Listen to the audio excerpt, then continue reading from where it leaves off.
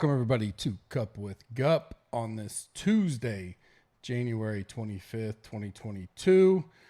We have a combo hybrid pod today, kind of a deep dive, final thoughts, all in one with, what are we, 21 hours away or so from lock tomorrow morning, Wednesday. Obviously, if you are been in a hole and you don't know, the tournament is starting on a Wednesday. Make sure you get those one and done locked in, your carbon contest, whatever.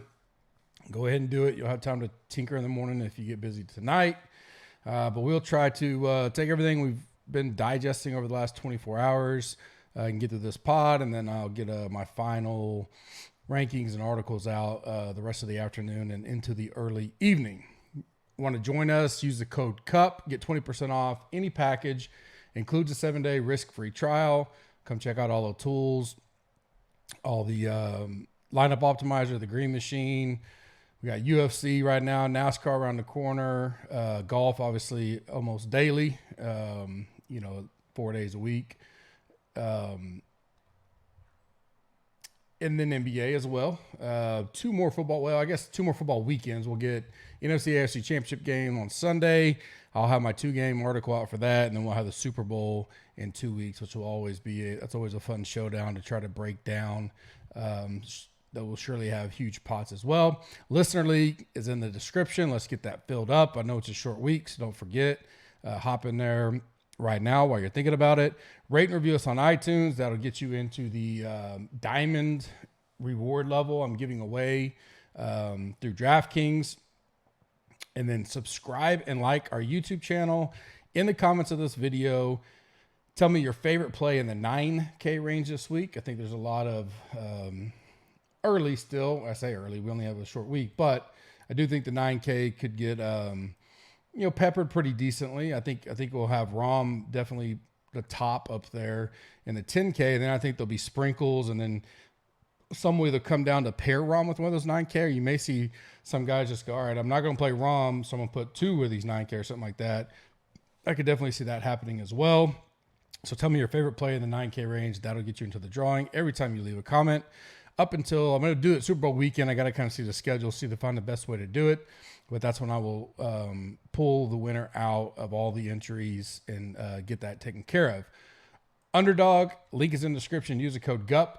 Get a free dollar for dollar match up to $100. They got Championship Sunday contests up right now. Daily NBA, hockey, of course, golf. I'll put some golf stuff out. I got a note set to remind myself. They don't have the full tournament yet. I don't know if they're waiting for the bigger tournaments or if the multi-course stuff kind of messes with them, but they do have daily. So I go look at those. And after I kind of go through all my showdown thoughts and thinking of that, I go look at the over-under type stuff they have. You can parlay up to a 20x parlay over there on the props. I enjoy them, especially the golf. I've really gotten into them so far. Football is awesome. You can multi-sport parlay. So you go there right now and get you a couple football, NBA, whatever. If UFC is going that week, you throw a UFC one in there and then golf. So I do like that as well. Link is in the description. Code is GUP. Updated thoughts for me this week. Weather looks good. I don't see any, it really wouldn't be a wave advantage. Really what we're looking for at this course is if there's a clear, easy day, you kind of want to see which guys are going to play the North course on that easy day. And we have had that in the past, but this week I think both days are going to look about the same. Really some of the best weather we've seen at this place in a while, so you could see a little bit better scoring than what we're used to. Trending highest owned in no particular order: Luke List, Finau, Rom, Willie Z, and McNeely. Sleeper low owned guys that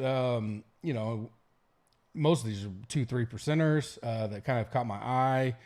For one reason or the other. Cam Young, Buckley, and I already talked about him a little bit yesterday, but he's probably going to be in that 2-3-4% range.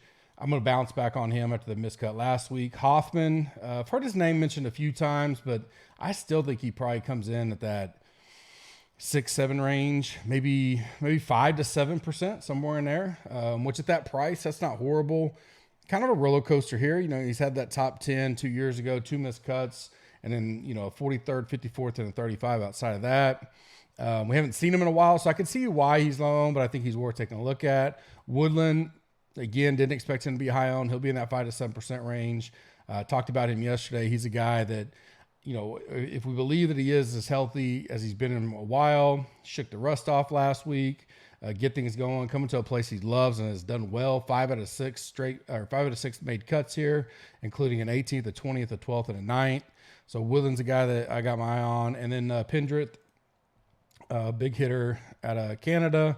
Like him, I've heard his name a few times, but I still think he'll be sub 4%. I don't think, I think that's kind of in the bubble we get into sometimes. Back-to-back missed cuts, don't necessarily like that, but in the key stat I'm looking at is stroking irons, and he's not real good there. But we're talking about a dart MME type play, certainly nothing to lock up core-wise, but he is a low-owned guy that's kind of up in that top 40 for me in overall rankings on the week. Moved up for me, Burns is one. I definitely, he didn't have much to move up. I liked him. There were so many in the 9K I was talking about yesterday that I really didn't get to talk about him too much. I definitely like him. I think he'll be average own. Like, I don't think he'll be super low. Like, I'll get to in a little bit, DJ Brooks, speed type of stuff. But I don't think he's flirting with 20. I think he's going to be in that 13 to 14, 15% type area. 3 straight made cuts here, and I definitely would say he's playing his best golf in the last year than any time before. He got to play at TOC, so, if you believe in the whole shaking off the rust deal, he did finish mid-pack there, 19th. He is 6th in the field in the POA putting for me. Some of the big stuff I like, the stroke gain irons, par 5 and bogey avoidance, he rakes out in the top 10 or better. So I like that. Think won't be super high owned, especially at that price. So he's a guy that's kind of moved up. Ortiz is another guy that's kind of moved up for me. He's not like I don't know if he could make a 1 to 3 max, but he definitely has moved up into, next to last pool for me as I'm, grinding down a player pool this week. A little bit of gut play for me, but he does have some things that pop out to me. I got him, he's 29th last year, 2 missed cuts before that, a 49th before that. Missed a cut last week, but again, that was his first one back in a while. Not the best, course fit here as far as, history, but, maybe he found something last year. He hits it a lot farther than most think. In the driving distance I pulled, he was 24th in the field, 19th in good drives. He's just average with the irons and stuff. He is top 30 in POA putting, so there's enough there at $7,300, and he's going to be a 3 to 4% guy. I don't mind taking a chance on him. Cam Champ, another guy, MME guy. He's going to be in that 4% range. 2 missed cuts, but he did get a top 20 here. He finished 16th 2 years ago in 2020. He obviously can hit it as long as most. He's just hit or miss. And when he wins, so far, he has a win or contend. It's not like he showed a bunch leading up to it. And if he just has that week, he can definitely do it. He is a California kid. Missed a cut last week, but, again, got a little bit of competitive rounds in. A lot of people missed a cut last week because we had a 1 or 2% 6-6 range. So he's a guy. And then Kevin Tway, a kind of forgotten Okie guy with all the other big names around there, has actually had some pretty good, he was way down my list Monday. I didn't even really think about him. But 4 straight years, he made the cut 41st, 35th, 43rd, 30th. And then he had a miscut last year. That was his first miscut since 2017. Made the cut at the Sony, didn't do much with it though, but $6,200. Going to be 1% at best. Maybe worth some MME flyers there. He's a guy that kind of caught my eye as going through some things this morning. And when I use this move up and down, segment, obviously I'm blending the Tuesday and Wednesday pods here. I'm not going to give you the obvious names. That's just regurgitating everything else that's out there. So I'm trying to look for guys that have moved up that maybe completely under the radar, or like a Woodland, he's a major champion winning, whatever, and I'll try to talk about whether this is an MME type play or like moved up to a potential 1 to 3 max core situation. Fade, move down type segment. So I like List a lot. He's going to be one that I have to figure out what I want to do there. He looks like he's going to be the highest in the 7K range ownership wise. I think a List play kind of comes down to what are you doing with Rom, because I think those two are going to wind up in a lot of lineups together. Not that that could be a bad deal. I have them both inside my top 5 final rankings. I guess when I have a mid 7K guy like that, his clear weakness is putting, and he's going to be the highest owned. He does have good, decent history here the last 4 years. All top 40 or better with a 12th and a 10th. 2 missed cuts before that. Played good last week. he's just a fringe play for me now because I got to figure out where can I cut out some chalk. And the next one would be McNeely. He's going to be the highest in the 8K range by a good bit. Not crazy, but, because a lot of people are going to be missing that 8K range this week. I like him. Obviously, he's a Cali guy. Missed cut here last year, but 2 top 30s before that. 27th at Sony. Just that ownership. Like, I got to cut out. A lot of this is going to come down to, and I'll talk about this in some of the premium article stuff, is like, what are you doing with Rom? He's going to be the clear highest own here. No question about that. And so if you are going that route, where are you going to get different in your player pool and you don't have to miss all these guys, but guys that are on this list for me are that potential fade, or I'm going to move them down the pile because I know where I want to go get, I still like a Finau or a Willie Z. Those guys are going to garnish ownership as well. So I don't want like Rom, Finau, Willie Z, List, McNeely. If that's your starting of your pool, you got a lot of chalk there to try to be different on elsewhere. Some guys that I don't mind getting off of because they're not going to be super high owned, but they're going to garnish enough ownership that just moving them out of my pool will allow me to decide where else I take ownership on at. And the 3 for me this week is Homa, Lanto, and Rose. All 3, I think are going to have decent ownership that I don't mind. Basically, it comes down to, if I get to Sunday and they're up there, I can say, I made that decision. That's all me. So if I move them out, then I make a decision between List, McNeely, and kind of what I'm doing with Rom. Those are kind of how, you piece those puzzle pieces together and then go, all right, now where else do I want to go? Because I've separated. I feel like I have a good start to my pool where I'm not going to be too chalky no matter what. And it's okay to eat some chalk. I think we know that's been a trend over the last year in PGA. You don't have to be different in 6 different spots. And I think some people think you just can't take on any chalk, and that's not true at all. Look at last week. Oddly enough, the reason Cantley Rom lineups worked is because it forced you down into the low end plays, and enough people hit on those low end plays. I went full fade on Rom.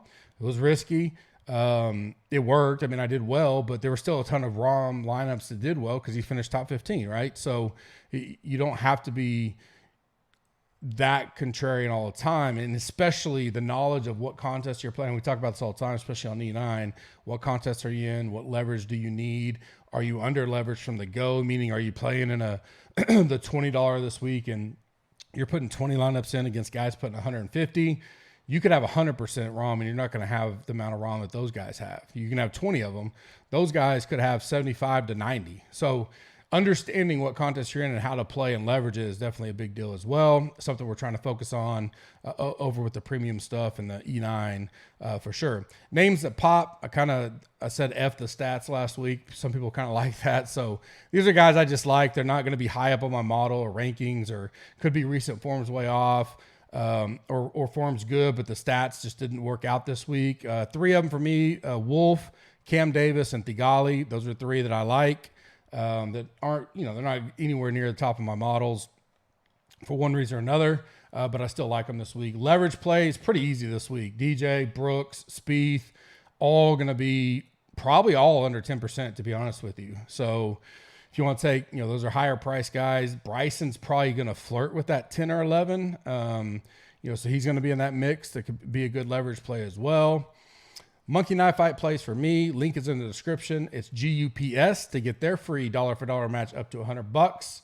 I got a more or less this week. I'm going to go Matsu and Burns over 17.5 birdies. I think they both make the cut and have good weeks. Matsu's one of those that he's not too much higher on than like a Bryson and all that. I know some people struggle with, he's one of those guys I talked about putting, and now you're paying 10-6, not 7-6 like Luke List, but a 13th of first, can he back it up? And now he's the 3rd highest price. So you theoretically would need him up there in that top 10. Has some pretty good finishes here though. He's one that's a question mark as we get into tonight, but whether you pay for him and do all that, I do like him this week with Burns over there. Monkey Knife Fight, click that link, use the code GUPS, free dollar for dollar match up to $100. My final 5 that I've narrowed down for one and done is Willie Z, Brooks, Burns, DJ, and Finau. I'll be choosing up to 3 of those for the ones I am in personally. Like I said, use the code CUP. Get a 20% off any package. First 7 days are on us. If you don't like it, hit the cancel button. You never see a charge. I will be around all evening getting, I'm trying to get it all out so you guys still have time to digest it. I know our boy Kenny's dealing with some food poisoning, so I may do E9 alone. We'll see how. First, though, I'm going to get everything out because you guys want that, and then I'll see how the crowd is on the E9. I certainly don't mind going if we have some interest. I know it's a crunch time here with locking tomorrow morning. I'll be around virtually all morning to do last minute tinkering, talking, all that kind of stuff as well. We got the UFC back on February 5th. It's like I mentioned, the NASCAR first ever Millie Maker, February 20th. Excited for that. Jimbo and Ryan. Jimbo joins the team this year under Ryan's lead. That'll be fun. NBA going daily. Sampson's on the team now. He's covering the Showdown articles. I still give my 2 thoughts there and do my nightly bets. So that's certainly, an enhancement this year. Get another person's view on top of mine, all using our tools. So that's awesome with that. And then I'll be back, a little bit later this week. We'll break down that 2-game NFL slate, and then get ready for, next week, kind of a little break. No football, no nothing. Full go on golf and everything else. And hopefully get some E9 in this afternoon. That's my plan. I'll be around in the premium chat pretty much all day if you guys have questions. Good luck this week. It's going to be fun. I'm excited for kind of that Wednesday. It's tough on the content and all that kind of stuff, but it's kind of cool to wake up tomorrow and we already got golf back again, and then to have Saturday all focus on golf for that, and then we get to rest and do the all-day championship Sunday, which sometimes is better than the Super Bowl. So good luck, everybody. Have a blessed evening. We'll talk to you later.